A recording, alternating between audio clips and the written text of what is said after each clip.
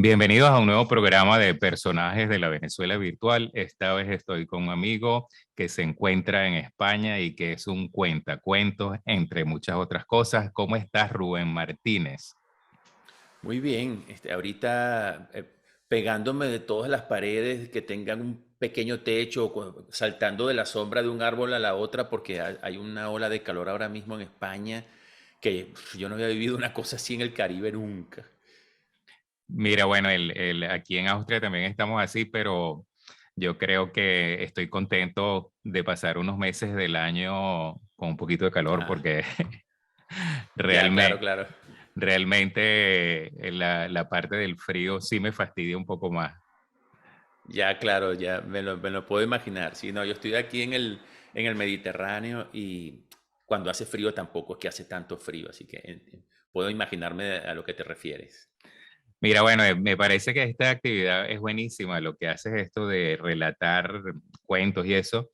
La otra vez estaba escuchando una persona decir que esto de los cuentos, sobre todo para niños, por supuesto, hace que los niños se vuelvan algo filósofos, que tengan conclusiones sobre situaciones en la vida de bastante, digamos, con un nivel alto de filosofía, que no parece que fueran niños, pero que al final ellos lo entienden porque son conclusiones que luego les sirve para en muchas situaciones en la vida. Pues es como que ellos se ponen en la situación esta de los personajes y pues logran entender la enseñanza que traen estos cuentos, ¿no?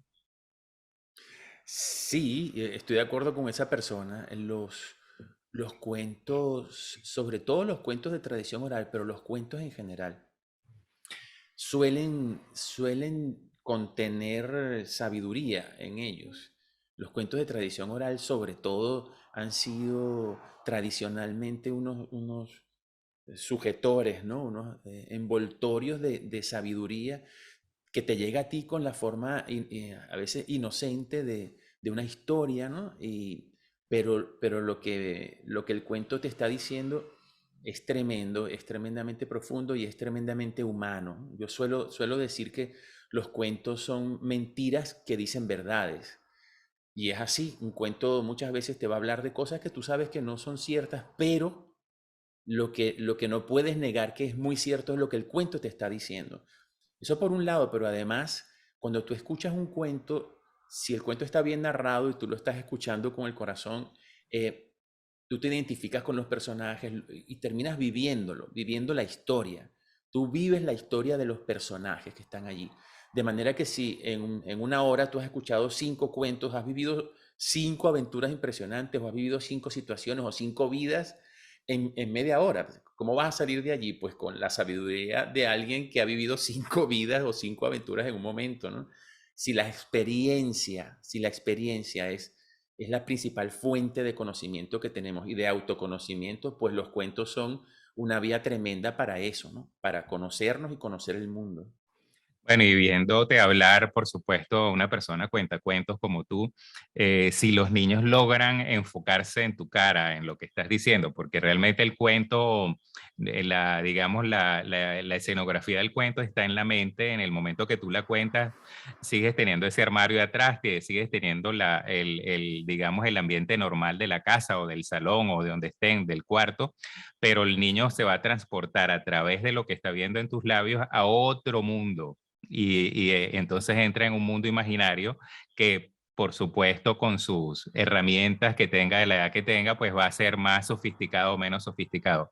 Pero a través de la palabra bien pronunciada de un adulto, entonces es una enseñanza de concentración, es una enseñanza de pronunciación, es una enseñanza de viajar con la mente, de que no todo, porque ahora, por supuesto, tenemos estos cuentos también que están en el tablet y todas estas cosas, pero ya todo está en cierta forma estipulado. O sea, ya tú sabes cómo son los personajes, mientras que así el personaje es mental. Sí, yo más que una enseñanza, yo hablaría de un aprendizaje, porque un cuentacuentos también está aprendiendo en el momento en que está compartiendo el cuento. Me gusta más hablar en términos de compartir, porque es que realmente el cuento oral, la narración oral funciona, como tú bien estás diciendo, si la persona que escucha se presta al juego, se acepta la invitación a soñar, a ensoñar, ¿no? A soñar despiertos, que por otra parte es una condición sine qua non para poder incidir en la realidad. Fíjate que parece contradictorio que yo soñando despierto yo pueda transformar la realidad, pero es que tú no puedes transformar la realidad si antes no has soñado cómo puede ser, si antes no has visualizado una transformación. Eso por un lado. Por otro lado, es correcto lo que dices. Cuando estamos narrando, las palabras sugieren a las personas que escuchan, sugieren cosas. Como la escritura. En la escritura tú estás viendo manchas, tú estás viendo negro sobre blanco, pero esas manchas tú antes has aprendido a decodificarlas y cuando las lees, pues estás imaginando las cosas que esas manchas te sugieren. Lo mismo con las palabras, pero cuando contamos, no solo contamos con las palabras, contamos con nuestro cuerpo, contamos con nuestro rostro, como tú dices, ¿no? La escenografía del cuento, me gusta esa idea, está dentro de ti, pero digamos el teatro es tu rostro, es tu mirada. Ujú. Entonces, parte de lo que tú estás compartiendo, de lo que estás aprendiendo, es algo que es muy importante, cada vez más importante, diría yo, que es a estar con el otro, a escuchar al otro, a estar. O sea, es que muchas veces yo voy a un restaurante y veo en las mesas a las parejas que están una frente al otro y cada uno tiene el móvil y está. Yo me pregunto si se estarán enviando mensajes el uno al otro, ¿no? ¿Cómo es posible que estemos allí y no estemos, ¿no? La narración oral invita a estar en el aquí y en el ahora. Tanto que fíjate que tú ahora nombras el espacio en el que yo estoy ahora. Voy a dejar de mirar la cámara para verme a mí, para poder ver qué es lo que hay detrás de mí, porque en la narración oral eh, nosotros estamos contando también con el espacio, contamos tanto en el aquí y el ahora que si llegan a pasar unos camiones por allí detrás de mí, en la carretera que está aquí atrás, que espero que no esté captando el micro, yo tendría que tomar en cuenta eso. A lo mejor yo digo que, bueno, y se escuchaba el rugido del tren si pasa un camión, o se escuchaba el rugido de un león si pasa un tren. O aquí mismo yo podría decir, y se internaron en la jungla y entre las plantas de la jungla, y si hago esto, ya estoy sugiriendo que esa matita que está allí puede ser la jungla, ¿sabes? Y de pronto se escuchó, no sé, las montañas, porque iba a ser un ejemplo muy directo, iba a decir, bueno, se escuchó el canto de un pájaro y si hago así, pues hay un instrumento, pero también podría decir en las montañas, ¿verdad? Con sus valles y sus picos, y ya estoy incluyendo elementos que hay también allí. Esto funciona mucho con los cuentos porque entonces realmente te invitan a hacer una lectura diferente del espacio en el que estás y por ende, por extensión, a hacer una lectura distinta del espacio en el que vives. Y eso es, A jugar a lo que llaman un juego de roles, ¿no? De darle roles a tu persona, pero también a los objetos que están a tu alrededor. Darles otro significado, no necesariamente el que tienen, el utilitario que tienen o el obvio que tienen, pero eso es una de las cosas que tienen los niños que quizás se va perdiendo un poco con la edad, que es que tú en cualquier cosa ves algo que te puede servir para otra cosa. en efecto, y está bien como lo planteas, porque pueden ser roles, está bien. Por ejemplo, el ukulele que tengo allí de repente ya asume el rol de montaña dentro de la historia que yo estoy contando. Y es un juego que en efecto los niños hacen mucho. Ahora, si vamos un poco más allá de lo que es la narración, y en ese sentido hablamos de roles, de los objetos y de uno, estamos incidiendo en la visión, como tú dices, en la visión. Estamos invitando a rever, ¿no? A ver como si las cosas fueran inéditas y como si estuviera todo recién hecho, a reencontrarnos con las cosas y también a poetizarlas en el sentido de verlas también como metáforas en sí mismas o ver ese trasfondo que puede tener. Esto a mí me parece fundamental para poder entender eso que tú decías al principio de la entrevista, de que los cuentos te hacen filósofo, ¿no? Bueno, sí, vamos a ver qué hay más allá de lo evidente, vamos. Y cuando ves más allá de lo evidente, a lo mejor te das cuenta de que la vida no es solamente sobrevivir y comer y moverte de un lado a otro, sino que hay un sentido y hay un sentido para ti y descubrir cuál sentido puede ser ese. Digo, si llegas a esa conclusión, a lo mejor llegas a la conclusión de que sí, la vida es comer y andar, pero qué bueno si llegas a esa conclusión habiendo profundizado en ti y habiendo visto la vida más allá de lo que parece. Si llegas a esa conclusión por esa vía, pues bienvenida a esa conclusión. No soy yo quien la va a denostar, pero yo creo que lo que vas a encontrar es otra cosa. Sí, bueno, yo pienso que esto que ahora que la gente propaga mucho el mindfulness, ¿no? Me parece buenísimo siempre como que tú te levantes, abres los ojos y no reconoces nada, pero lo empiezas a explorar, pues, o sea, dice techo, lámpara, o qué bonito, no, ni siquiera le das el nombre de lámpara, sino dice el objeto en sí, cómo es, qué bonito ese objeto sin saber para qué sirve, el techo, qué bonito es la textura, el color me gusta sin saber qué es techo. Y así puedes ir con muchas cosas en tu alrededor, en la naturaleza, porque nosotros una vez que ya le ponemos un rótulo a algo o lo tenemos en un concepto, a veces ya ni lo volteamos a ver porque ya lo damos por materia vista. Entonces hay muchas cosas que sería bueno redescubrirlas, volverlas a asociar o reasociarlas, complementarlas y así la vida pues va a tener siempre algo interesante por donde tú quieras que vayas pasando, ¿no? Sí, así es. Y esto no solamente tiene que ver con la narración oral, por supuesto, ¿no? Tiene que ver, como tú dices, con tu postura frente a la vida. Tú mismo me has dicho que te dedicas también a la pintura. No sé si alguno de los cuadros que está detrás de ti en este momento es tuyo. Bueno, vamos a hacer como tú haces, este que está aquí y aquel que está Chévere. allá. Ese es de mi hijo, ese que está aquí. Mira, Eh, muy bien. Qué bueno, ese, pues sabes de lo que estás hablando, ¿no? Y yo creo que sí. en general todas las personas tenemos esa capacidad para ver más allá de lo evidente también, y para ver lo evidente y para transformarlo y para mostrarlo nuevamente a través de nuestro propio tamiz y de esa manera invitar a otros a reencontrarse con las cosas a la vez que uno lo está haciendo. Tú lo haces con tu pintura, pero cualquier persona, cualquiera, aunque no tenga una experiencia, aunque en muchos casos tristemente piense que no tiene talento, que no puede crear, esa persona, lo que pasa es que todavía no ha conectado con esa parte de sí misma que tiene esa capacidad de crear.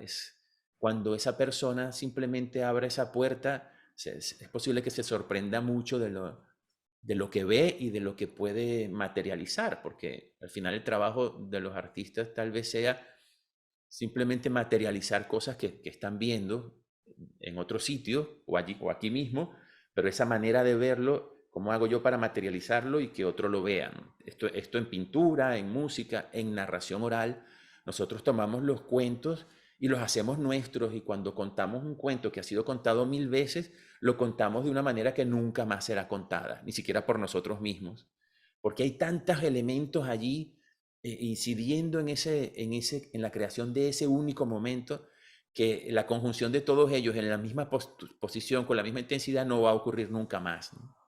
Sí, bueno, en estos días tuve un desayuno con unos amigos y tal, entonces yo tengo un cuadro que yo pinté donde, porque yo durante la pandemia bailé TikTok, ¿no? Entonces, bueno, hice mi cuadro del TikTok donde estoy yo desnudo bailando y veo alrededor todo convulsionado, colores y cosas así, entonces me sorprende porque una de las personas me dice, ¿qué es eso? Bueno, eso es lo que yo veo cuando bailo. Entonces, pero tú ves eso así. Y entonces me dejó pensando y dijo, pues sí lo veo porque resulta que cuando tú te mueves, tú eres el objeto que se mueve, pero en lo que está fijo, que son las paredes, los cuadros, las sillas, el piso, todo eso, se mueve porque tú te mueves. O sea, el objeto receptor del ambiente tus ojos y tu mente lo ve que rota porque tú eres el que está rotando. Por supuesto que si tú lo quieres expresar en forma pictórica, tienes que expresar una cosa que está en rotación, que se está moviendo, que los colores se diluyen, todas esas cosas. Y yo digo, eso lo tiene que haber visto esta gente, todo el mundo, pero es una forma como que tú dices, en la vida dices, bueno, las paredes no se mueven, los muebles no se mueven. Y ya lo tomas así como que no, no se mueven y listo, pero en realidad sí se mueven. O sea, a medida que tú vas pasando con el tren, ves que la calle se mueve, las tiendas se mueven, los carros, la gente que está parada, los postes se mueven, los semáforos se mueven y tú eres el que no te mueve. Entonces es cuestión de interpretación. Ese tipo de cosas pienso yo que uno tiene que llamarle la atención a la gente para que vuelvan a revivir muchas cosas, para que pongan en cuestionamiento muchos conceptos, ¿no? Me hiciste recordar esa famosa frase, ¿no? De Galileo Galilei, diciendo, pero se mueve, Sí, cuando se consideraba que el sol no se movía, sí, ¿no? Que el sol estaba, que el sol, perdón, que la tierra no se movía, que era el sol que el que rotaba iba, el centro, sí. sí. Entonces, ¿cómo nos podemos creer centro de las cosas? Sí, sí, bueno, exacto. Es la cuestión de la visión y del punto de referencia cuando hablamos de movimiento, ¿no? Hasta nuevo aviso, hasta que la ciencia acuñe un nuevo o descubra un nuevo concepto del movimiento, hasta el nuevo aviso, yo entiendo que el movimiento es, tiene que ver con un punto de referencia, ¿no? Tu posición respecto a un punto de referencia. Pero está bien esto, me parece interesante lo que has contado de para tú poder mostrar lo que tú has visto, tú muestras todo lo demás moviéndose, siendo que tú eres consciente de que lo que estaba girando eras tú, Claro, pero al mismo tiempo lo relativo que es esto, porque para ti lo que se ve girando es el mundo, ¿no? Entonces, puede servir para hacer una reflexión con respecto a cómo tú puedes provocar que las cosas se muevan a partir solo de tu visión. ¿Mm? sí, Esto, esto, esto, con que las liberes un poco de lo que ya tú sabes, pues, y con que seas quizás más sincero en el momento de la observación, porque no se trata de lo que viste, el espacio cuando lo viste en un libro en forma bidimensional. A lo mejor ahorita estás hablando en el espacio desde el punto human centric, desde el punto yo soy el centro, yo soy el origen. Entonces, bueno, son dos cosas distintas. Ahí se despliegan radialmente muchas cosas, se ve las distancias con distintas perspectivas en todas direcciones. Hay muchísimas cosas que uno tiene y que y las puedes asociar con cantidad de sensaciones, las puedes apreciar de otra forma, pues. sí, sí. Yo creo que todo esto lo invita a uno al final a, a- a adoptar una postura muy necesariamente e inevitablemente humilde frente a las cosas, tanto a lo que uno ve como a lo que uno crea, como a lo que uno cree. Y desde ahí yo creo que, volviendo a la narración oral, desde ahí yo creo que es que funcionan los cuentos. Cuando tú estás contando el cuento, pero sabes que el cuento es lo que importa realmente, que el cuento es y tú eres el medium para que el cuento llegue a las personas que están al frente, pero el cuento ya existe. Eh, es así, los cuentos de tradición oral ya están en el aire ahora mismo. Yo podría coger alguno de ellos y entonces materializarlo, por decirlo de una manera. Y esto te recuerda que, bueno, que uno es gigantesco, tan grande como el universo, pero uno chiquitico, chiquitico, frente a la inmensidad de los cuentos y de la sabiduría que encierran, de la sabiduría que hay en las personas que te están escuchando, de la tremenda sabiduría que hay en la persona que hace ese comentario sobre tu cuadro. ¿Mm?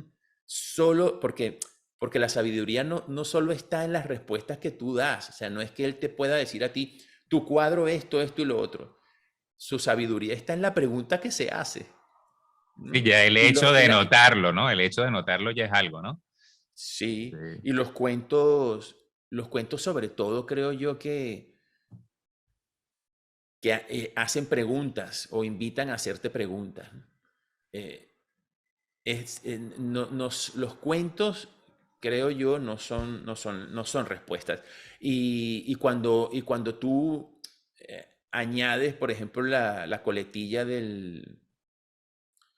Ay, se me va esta palabra. La, lo que suele haber en las fábulas al final.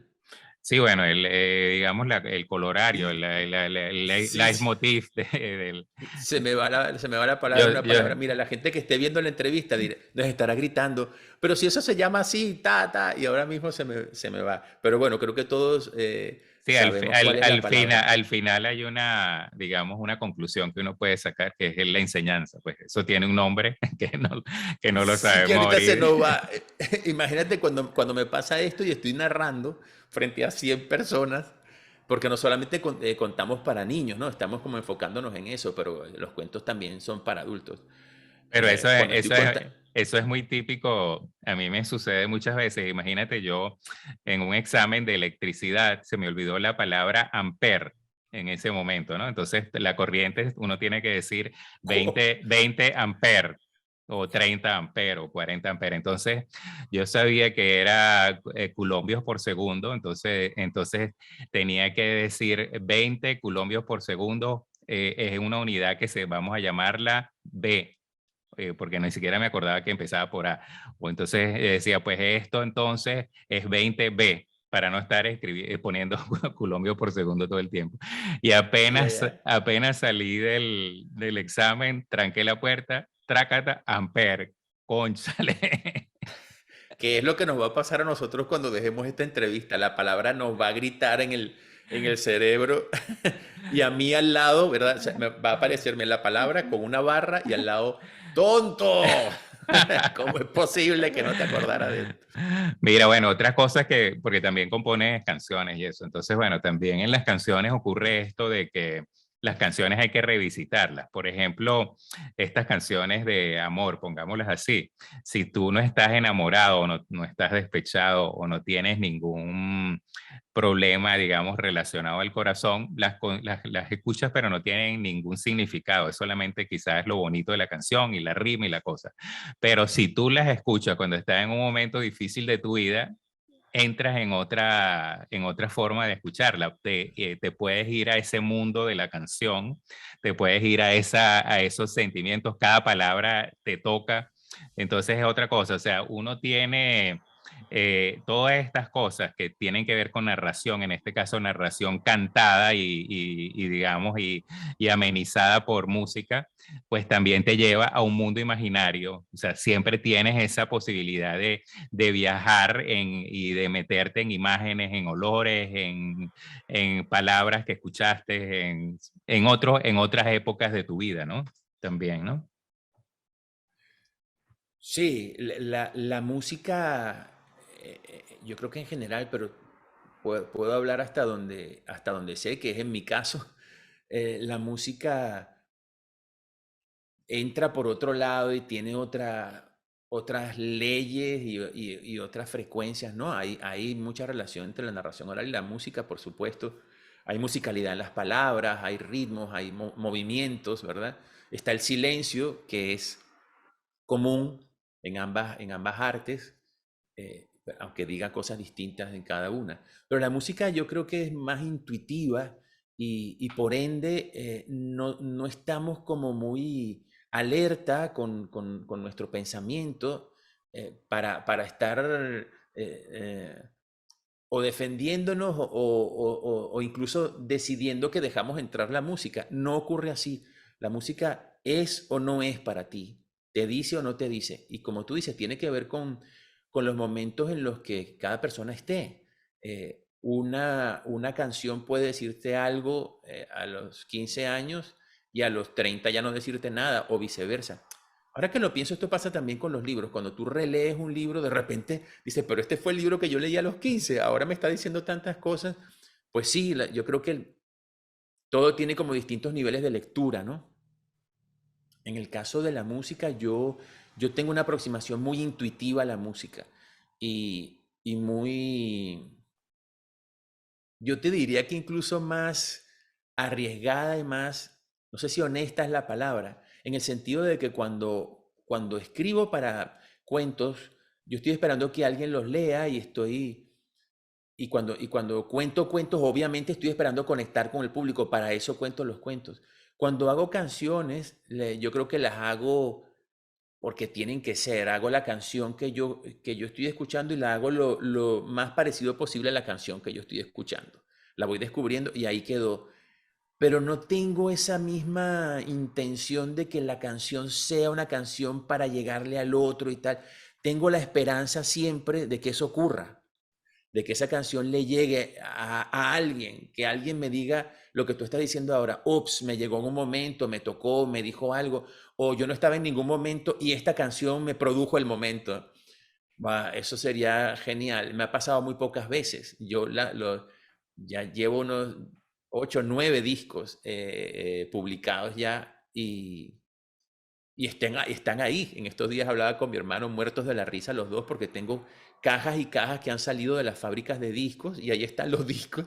Y ha pasado tanto tiempo que ya los CDs ya están obsoletos y me he quedado yo con un montón de discos que nunca vendí, nunca pasó nada con ellos. Ahora con las plataformas de streaming, bueno, ahí están como más disponibles y de todas maneras no, es algo que no depende de ti, como tampoco depende de ti hasta dónde llega el cuento que tú cuentas. Tú no sabes si ese cuento va a transformar realmente a alguien o le va a servir más adelante para algo, o simplemente fue un momento de diversión que también está bien, ¿no? Es como comer chicle, pero que no te alimenta. Bueno, está bien, puede ser.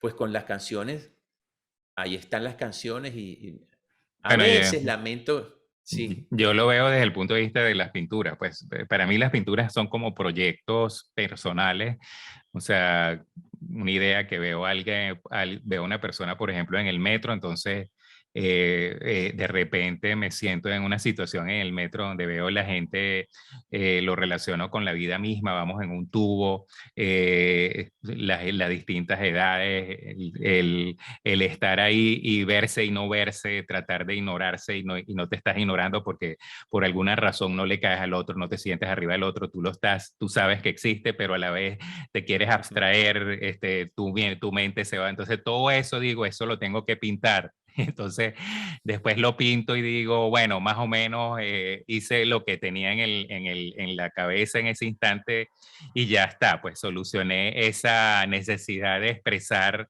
lo que yo vi en un metro en que me sentía así como que soy y transparente, pero no lo soy. Ellos están, quiénes son, qué piensan, yo pienso, todos pensamos, cosas así.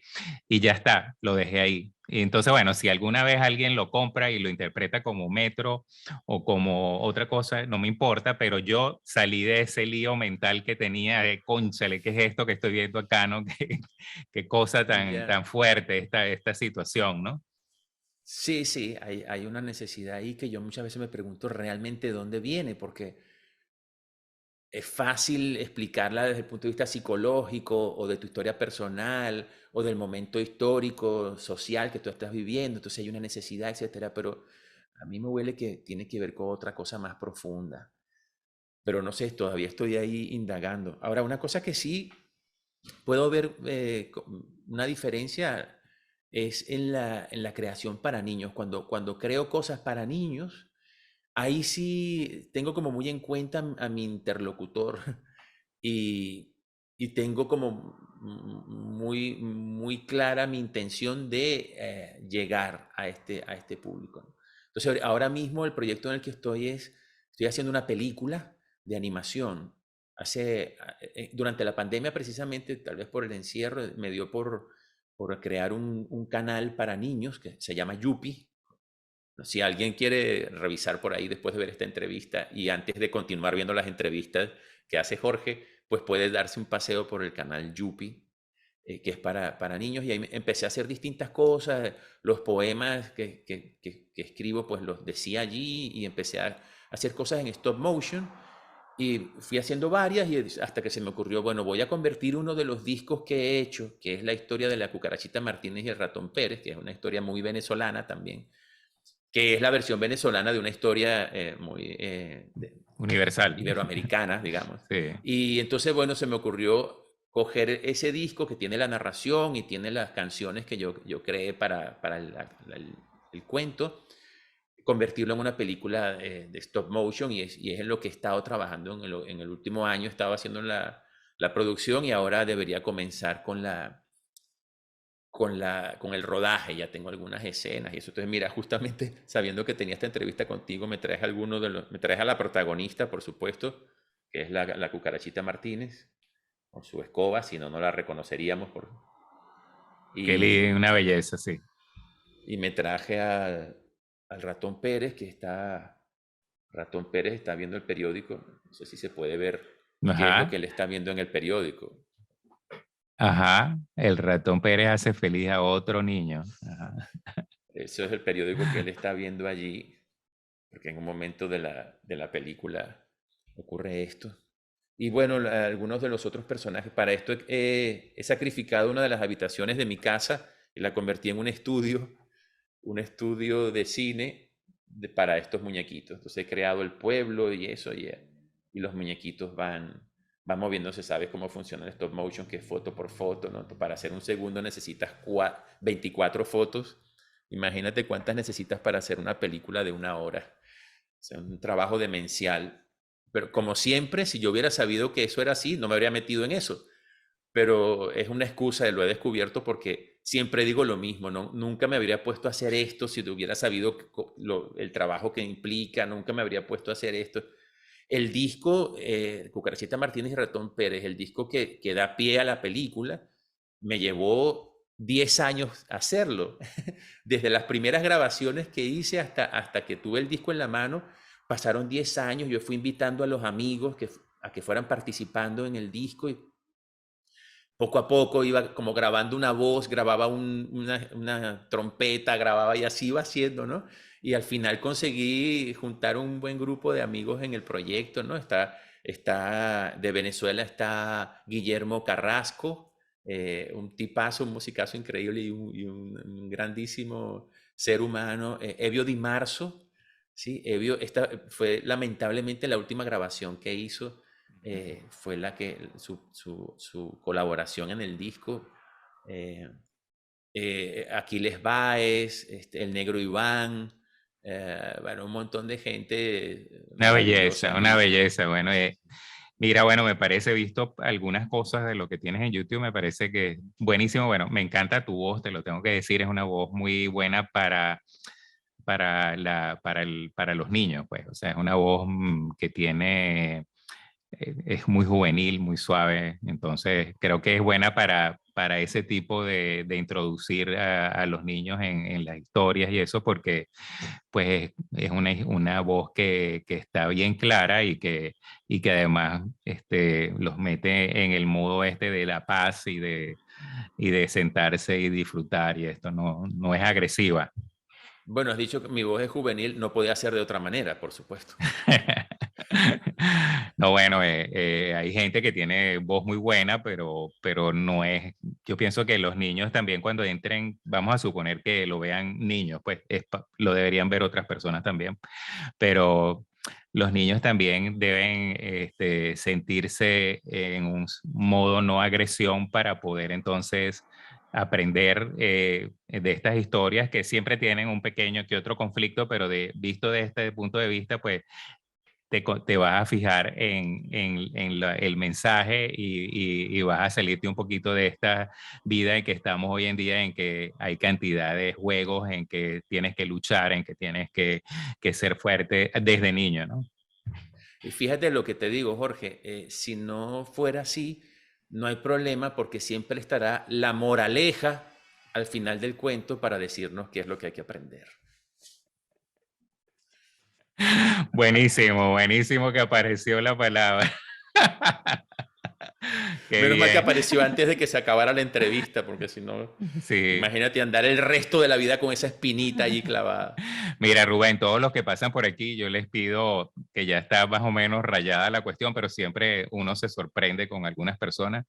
Yo les pido la definición de felicidad y un eslogan para terminar. Entonces, bueno, te pido que me des tu definición de felicidad. Mi definición de felicidad, yo creo que va variando.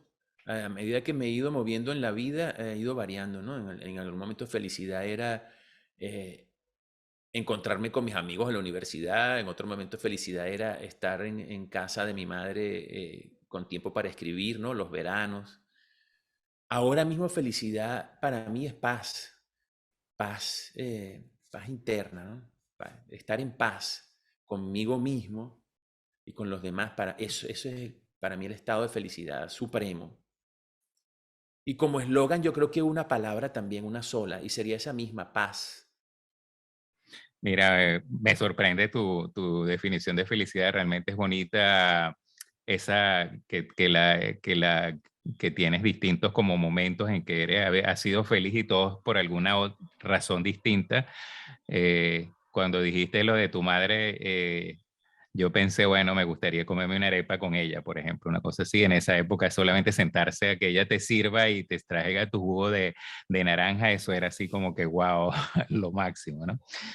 Mira, bueno, te agradezco muchísimo esta conversación, me ha gustado muchísimo realmente y te deseo lo mejor para la película, para tus proyectos y bueno, no estamos tan lejos, a lo mejor alguna vez nos vemos y bueno, bendiciones para el resto. Igualmente, vale, que estés muy bien. Muchas gracias a ti por tu trabajo y por la oportunidad de hablar del mío. No, bueno, un placer, ya vistes. Un abrazo entonces. Hasta luego.